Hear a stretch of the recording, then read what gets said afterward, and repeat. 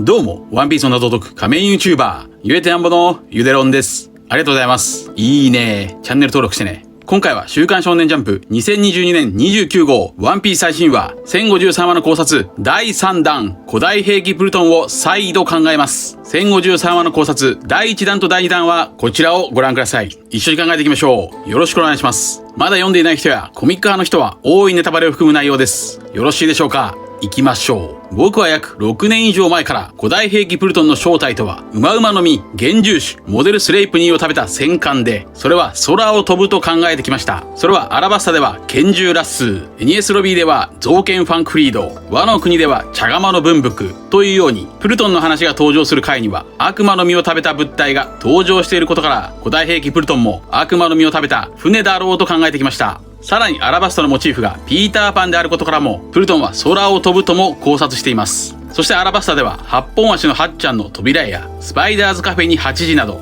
なぜか8を連想させるキーワードが多いことからプルトンとは8本足の軍馬、ウマウマの実、幻獣種、スレイブニールだろうと考えました。しかしそれはアラバスタにプルトンが眠っている場合のイメージであり、プルトンはワノ国にあると1053話で判明しました。最新情報が追加されたので考察結果をここで変更させてください。先に結論から言えば古代兵器プルトンの正体、それは鳥鳥の実を食べた空飛ぶ船、日本神話に登場する雨の岩船、その悪魔の実とは幻獣種ヤタガラス、またの名をキング。ヤタガラスとは日本神話に登場する3本足のカラスであり、それは導きの神であり太陽の化身です。つまり1053話の話数の語呂合わせ11個目は火の神でしょう。そしてヤタガラスのシンボルはまさに光月家の家紋そのもの。光月家の家紋については過去に光月家にはそこまで鳥のイメージがないことから、それは半字絵であり傾けると鳥ではなくクジラかもしれないと考えてきましたが、1053話では翼をつけた天狗山鬼鉄が光月すき焼きであったため、光月家がプルトンを守ってきた一族だと読み解けますから、光月家の家紋はプルトンを表している可能性が高いでしょう。それはビンクスの酒の歌詞空には輪を描く鳥の歌とも合致しそうです。そんなプルトンのありかを知っている光月すき焼きは天狗山鬼鉄こと天狗に化けていましたが、天狗といえばカラス天狗でありヤタガラスのイメージとも合致します。さらにカラス天狗は以前街道戦で最後にルフィが話すと考えた神話では唯一竜を食えるというカルラにもつながりそうです。プルトンがもしもヤタガラスなら天竜人の天敵のイメージにもなります。さらに3本足の鳥ヤタガラスは中国では三足羽とも呼ばれ、それは火の鳥であり金の鳥です。ルフィは310話の扉絵で金の鳥の服を着ていました。そんなヤタガラスは一部の研究者からエジプトのホルス神がルーツではないかとも言われています。古代エジプトでもカラスは太陽の鳥とされ、またギリシャ神話でも太陽神アポロンにはカラスが仕えていたそうです。そんな古代兵器プルトンのありかが記されたホーネグリフが存在したアラバスタのイメージはエジプトでしょう。エジプトの巨大な墓ピラミッドの頂点に置く最後の石は太陽の石と呼ばれ、それは弁弁石とも言います。太陽の弁弁石は人を笑わせる不思議な力を持っていたとも言います。これは人を笑わせ苦悩を解放する太陽の神ニカのイメージと合致し、そしてワノ国では三味線の音色が弁弁となっています。こうした日本、ワノ国とエジプト、アラバスタのつながりは本編では見事な表裏一体で描かれているようです。例えばアラバスタではプルトンを狙うクロコダイルがマネマネの実で国取りを目論んで失敗していましたが、プルトンが眠るワノ国では逆に20年前黒住家がマネマネの実の能力によって国取りに成功したという表裏一体が成立しています。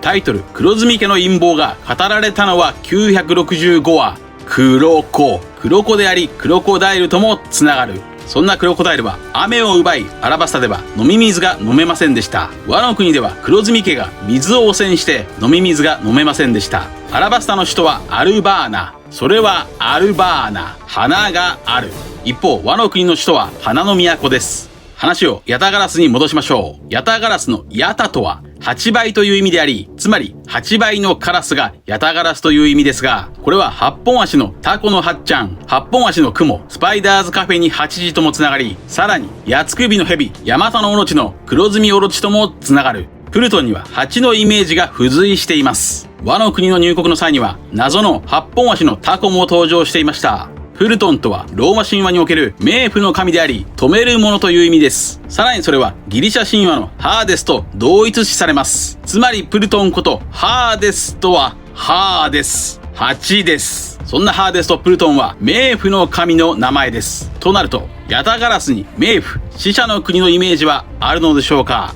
日本神話でヤタガラスは太陽の化身ですが、古来からカラスは霊魂を運ぶ霊長とされているので、ヤタガラスにはギリギリ死のイメージがあります。さらにカラスは月夜ガラスは火にたたるとも言われ、夜のカラスの鳴き声は火災の前兆だとも言われ、ヤタガラスには火のイメージもあります。また、ヤタガラスを祀っている和歌山県熊野本宮にはヤタの火祭りというお祭りもあります。そしてプルトンことハーデスは地下の鉱物資源の守護神だそうです。この辺りから和の国で取れる海楼石のイメージやポーネグリフを扱える光月家ともイメージが合致します。となると、日本神話に登場する空飛ぶ岩でできた船、雨の岩船もしくは雨の鳥船のイメージがプルトンと繋がってくるかもしれません。砕けぬ鉱石、ポーネグリフで作られた船ならそれはかなり強固です。もしくは海楼石で作られた船であれば悪魔の実の能力者の攻撃も通じない。そしてこの日本神話の雨の岩船はオカルトファンの間では古代エジプトの王クフ王の船、太陽の船がルーツではないかという都市伝説も囁かれています。そんな雨の岩船がもしも悪魔の実、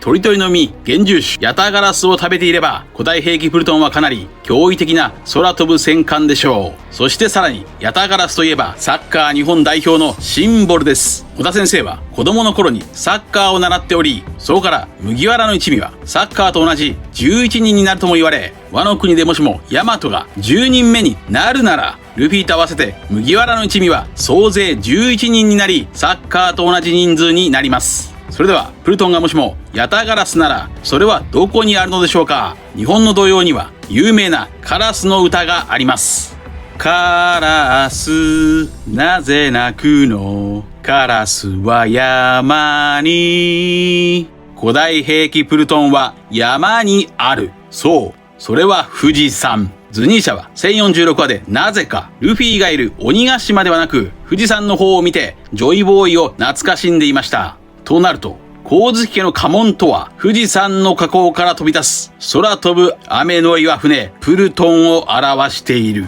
ちなみにルフィ、エース、サボ3兄弟が育った山の名前はコルボ山。コルボとはイタリア語でカラスです。カラスの山の3兄弟は3本足のヤタガラスのイメージなのか。そしてまだあります。空島でアッパーヤードへ向かうためにルフィたちが乗った船ゴンドラはなぜかカラス丸。このカラス丸が登場した244話ではエネルの裁きのイカズチがコニスに落とされて島雲に穴が開いていました。これは島一つを消し飛ばす古代兵器プルトンのイメージとも合致しています。というわけで古代兵器プルトンとは砕けぬ鉱石、ポーネグリフもしくは海楼石で作られた雨の岩船が鳥々の実、幻獣種、ヤタガラスもしくはヤタガラスと同一視される中国の三足魚、金運を食べた空飛ぶ船だと考えます。そんなヤタガラス、三足魚の中国語の読み方は30と言います。30の語呂合わせは30。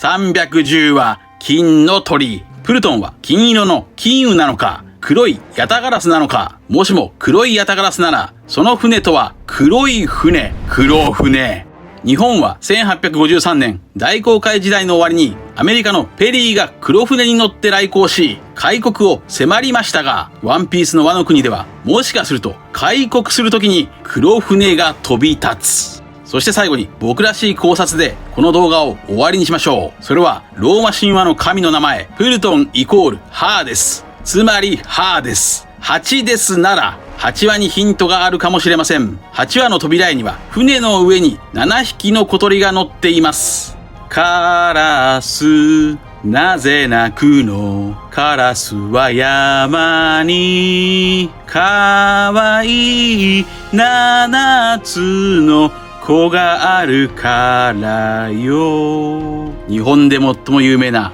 カラスの童話7つの子に8話の扉絵は合致しています。以上です。考察は当たるも八卦、当たらぬも雷鳴八卦なのでご容赦ください。皆さんはどう思いましたか？ご意見や考察してほしいなどがあればコメント欄までよろしくお願いします。ありがとうございました。